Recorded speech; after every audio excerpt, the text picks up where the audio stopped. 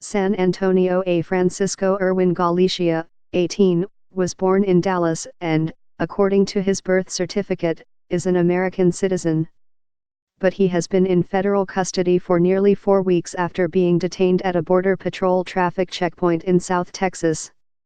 Mr. Galicia showed the agents the proof of his birth in the United States when he was stopped at the checkpoint one night in June, when he was on his way to a college soccer tryout.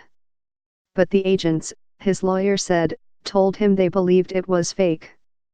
They took him into custody, taking him first to a Border Patrol facility in the border city of McAllen and then to an Immigration and Customs Enforcement Detention Center in Pearsall, Texas, southwest of San Antonio, where he remained on Tuesday.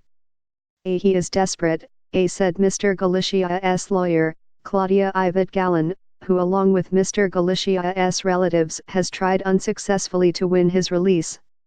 He wants to get out as soon as possible. I am trying to stop my client's deportation and intervene before it is too late.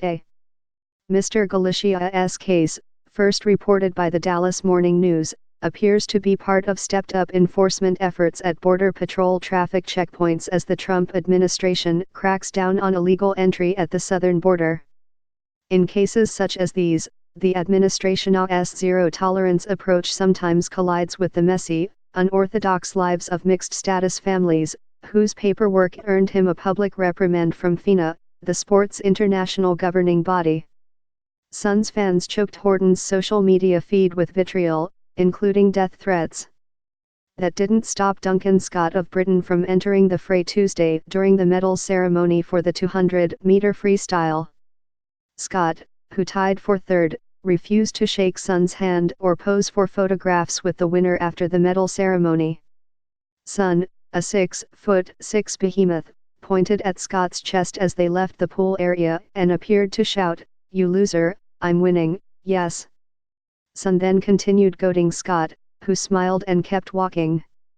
Sun was not made available for a news conference because he was stuck in a routine, post-race drug test. If there was any doubt, it seems clear now that he will continue serving as the star whose history illuminates the complications of cleaning up the sport, in part because of his own behavior. Sun, whom Horton described as a drug cheat during the 2016 Olympics, invited more scrutiny in September when he smashed a vial of blood with a hammer to prevent anti-doping test collectors from leaving his home with a sample.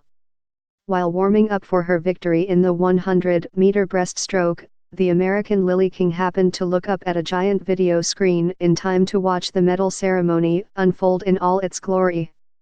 King has been outspoken in her disdain for drug cheats and FINA, whose efforts to clean up the sport she finds severely lacking, and she expressed admiration for Scott.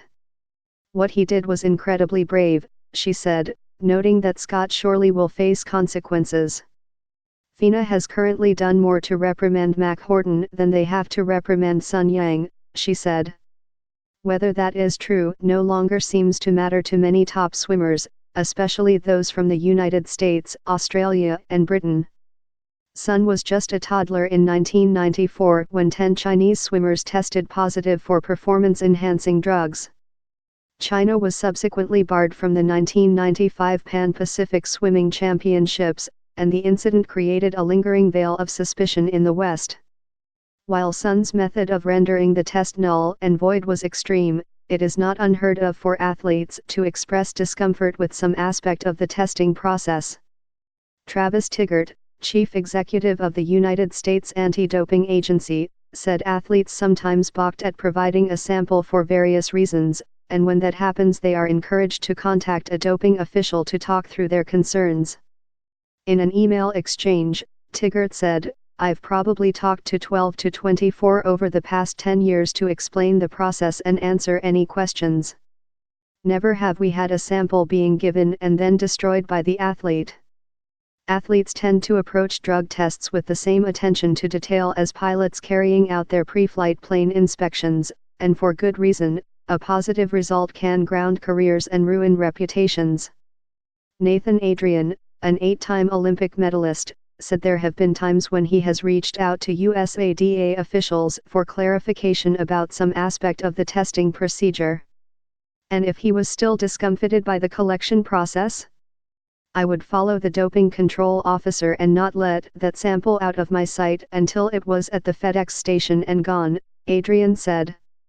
And on the way I would call USADA and find out if the paperwork was legitimate. In Sun's case, an independent panel heard arguments from both sides and then ruled in his favor. Sun's refusal to provide a sample did not violate anti-doping rules, it said, because the collectors failed to provide the proper validation papers required to draw blood under the international standard for testing and investigations. It was probably a very tough call and the tie went to the athlete, Tigert said. The World Anti-Doping Agency is pursuing a more severe punishment for Sun from the Court of Arbitration for Sport, the sports world's ultimate judicial body, but the hearing is of the campaign to leave the bloc and helped it to a victory that shocked much of the world.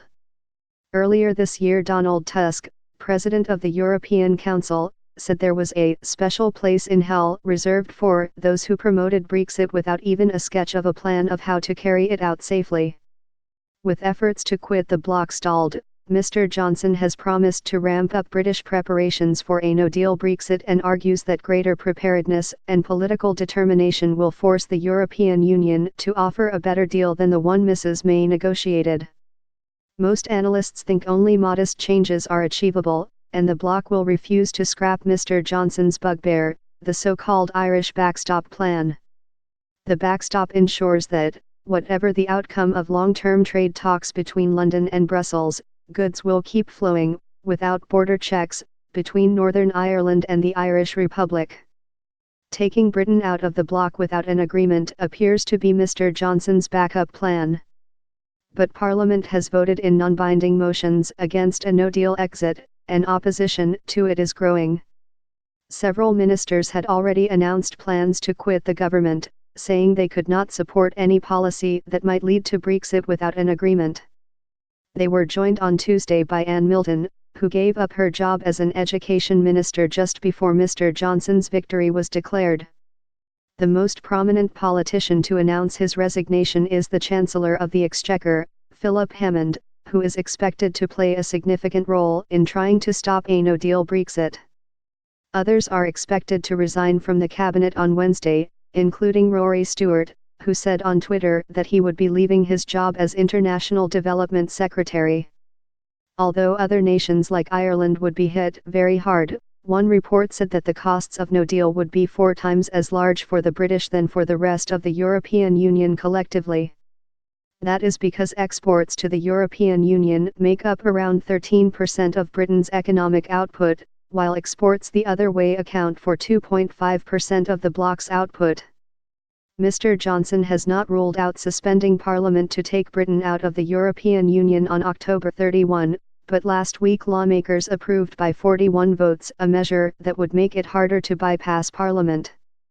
Tobias Ellwood, a defence minister, told Sky News that even if Mr. Johnson pushed through a no-deal Brexit he would have to crawl back literally moments later to ask the bloc for emergency arrangements. Amber Rudd, the Work and Pensions Secretary, has also warned of a collision with reality. Tony Blair, a former Labour Party Prime Minister, said that Mr. Johnson would be warned by officials that the European Union will not renegotiate plans to avoid a hard border with Ireland, and that no deal was a huge risk. Mr. Johnson would have to choose whether to back away from his promise to scrap the Irish backstop or try to pursue a no-deal exit, an outcome that could, if blocked by lawmakers, force a general election or possibly a second referendum, Mr. Blair said. He will face the facts and decide that if you try to engineer no deal without Parliament, against Parliament's wishes and without public endorsement, you better hope it works perfectly, Mr. Blair said. Because if it doesn't, you're going to be in all sorts of difficulty for the rest of your time in politics.